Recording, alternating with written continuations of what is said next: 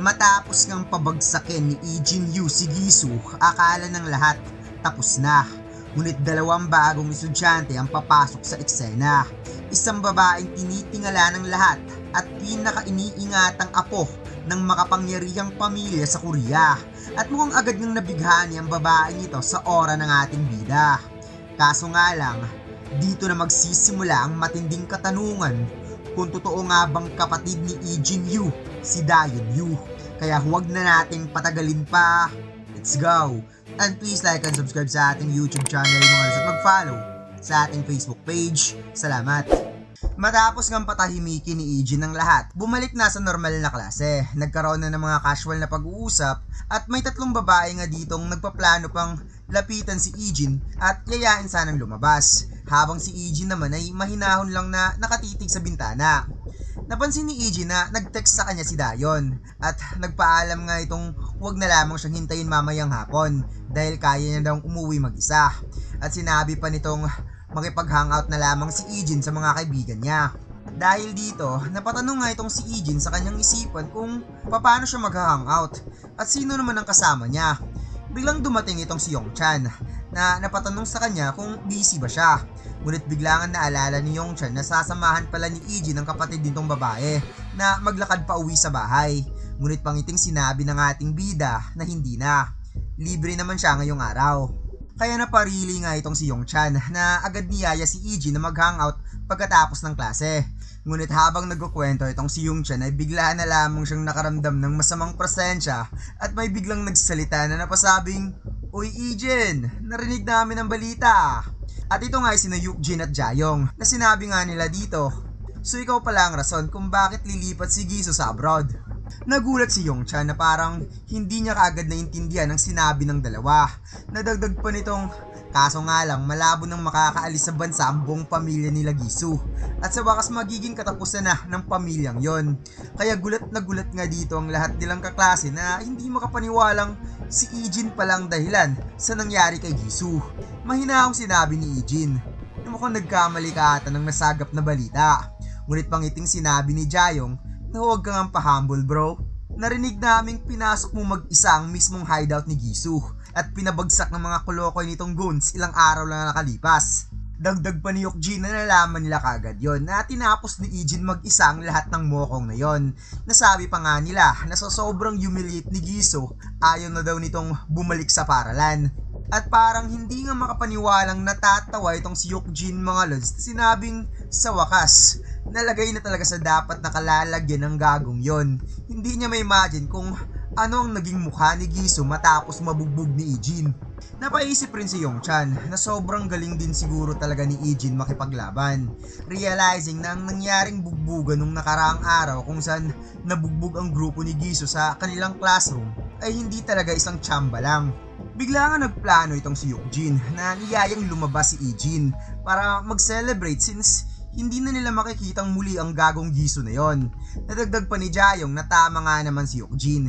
Ilang araw na si Ijin dito, ngunit hindi man lang sila nakapag-hangout na magkakasama. Ngunit bigla nga tumanggi itong si Ijin na sinabing may plano na siya ngayong araw.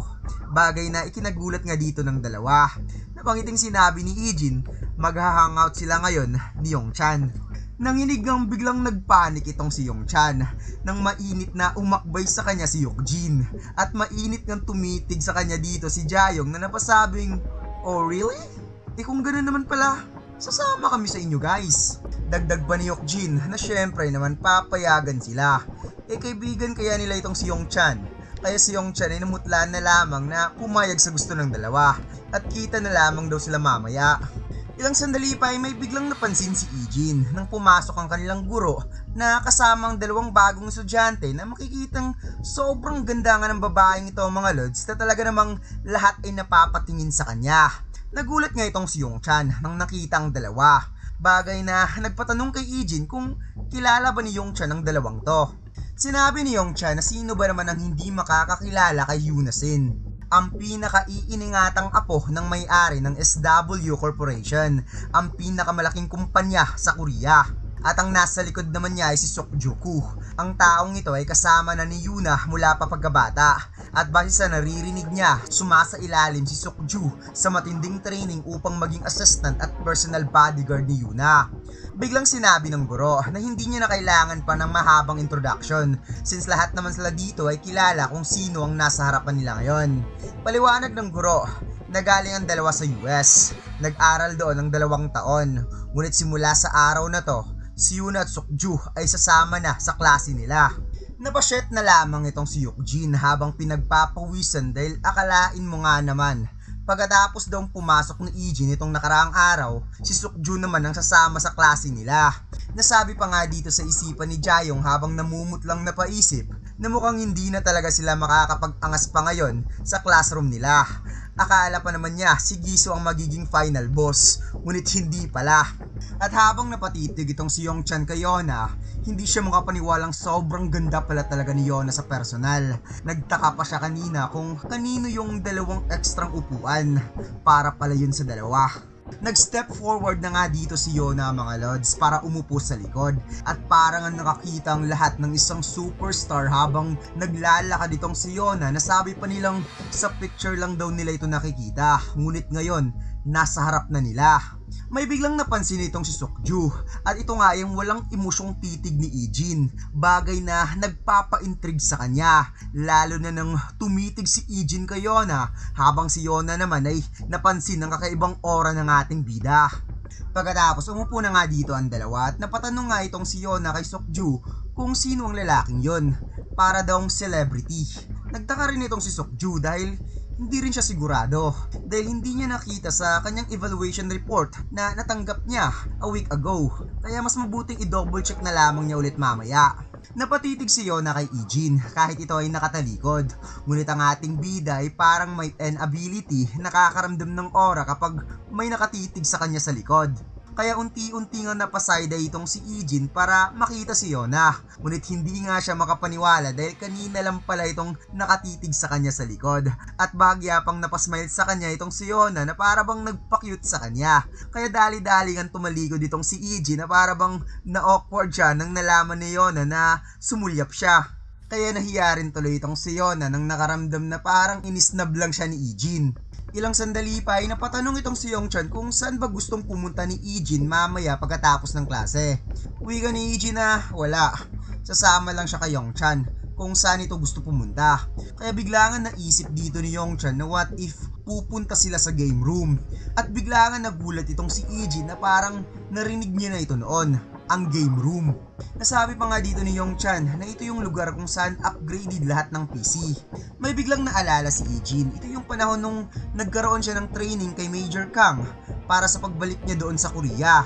Kung saan sinabi nga dito ni Major Kang na magsisimula sila ngayon sa practical life training program.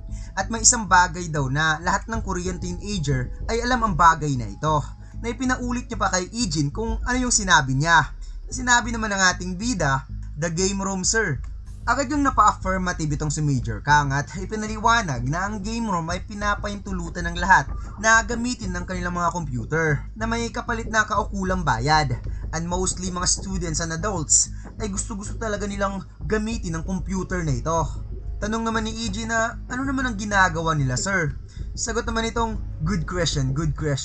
Paliwanag ni Major Kang na may mga user na ginagamit lamang ang internet para manood ng kung anong video, ngunit karaniwan sa mga taong pumupunta doon ay naglalaro ng games.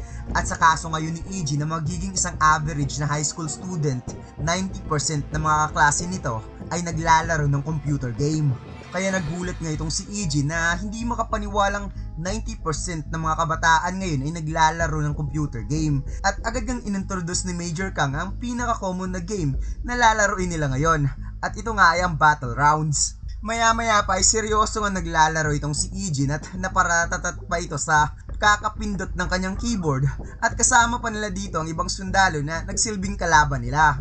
Kung kaya't napatango-tango nga dito si Ijin dahil hindi daw niya inasahang magagamit niya ngayon ang intel ni Major Kang na itinuro sa kanya. Napansin nga dito ni Yongchan na sobrang lalim na ng iniisip ni Ijin, kaya sinabihan na lamang niya itong huwag na mag-alala dahil may rami naman sa loob ng game room. O baka gusto nitong sakuin ka na lamang sila. At mas lalong ang lumalim ang pag-iisip nitong si Ijin mga lods dahil nagkaroon din pala sila ng briefing ni Major Kang patungkol sa Koen Karaoke. At ipinaliwanag dito ni Major Kang na ang Koen Ka o kilala din sa tawag na Koen Karaoke ay isang establishment na pinapaintulutan silang kumanta sa pamamagitan lamang ng paghulog ng barya at kailangan daw maghanda ni Ijin ng ilang kanta. Kaya lilistahan na lamang niya itong si Ijin ng mga kantang sikat kantahin ng mga kabataan ngayon. At seryoso nga na pa yes sir itong si Ijin mga lods. Since wala din nga namang kaalam-alam itong si Ijin kung ano nga ba talaga ang buhay ng isang normal na estudyante. At nakalimutan din niya ang lahat matapos ang plane crash. At makikitang mas lalong ang nag-init itong si Ijin dahil isa daw itong ultimate challenge para sa kanya. Kaya si Yongchan ay nakaramdam tuloy ng nervyos dahil mas lalo daw naging seryoso ang mukha ni Ijin. Baka ayaw talaga nito ng ramen o di kaya ayaw ni Ijin kumanta. Maya-maya pa ay tumunog ng bell at tapos na ang klase. At makikita itong si Yona na napamuni-muni at dito niya nalaman na ang pangalan pala ng lalaking yun ay si Ijin Yu. At kaka-transfer lang nito few days ago. Wika ni Sukju na 18 taong gulang ng lalaking yon at kapatid siya ni Dayon Yu. Kaya nagulat nga itong si Yona at mukhang matagal niya nang kilala itong si Dayon at nagtatakang napasabing akala ko ba grandpa lamang ni Dayon ang tanging pamilya niya. Nasabi nga dito ni Sukju na tama si Yona. Matagal nang kasama ni Dayon ang kanyang grandpa since namatay na ang mga magulang nito at ang kapatid sa plane crash. At dito nga unti-unting naisip ni Yona kung totoo nga ba talagang kapatid ni Dayon itong si Ijin Yu. Wika ni Sukju na mahirap man paniwalaan ngunit napaka-imposibleng bumalik ang isang patay na at nagkataon pang bumalik sila sa school ilang araw lang ang pagitan. Kaya kailangan talaga nilang bungkalin ng maigi ang totoong karakter na ipinapakita ngayon ni Ijin Yu. At dito lang nagtatapos ang chapter na ito mga lods. Huwag mo sana kalimutan mag-like, comment at mag-subscribe sa ating YouTube channel at mag-follow sa ating Facebook page. Salamat!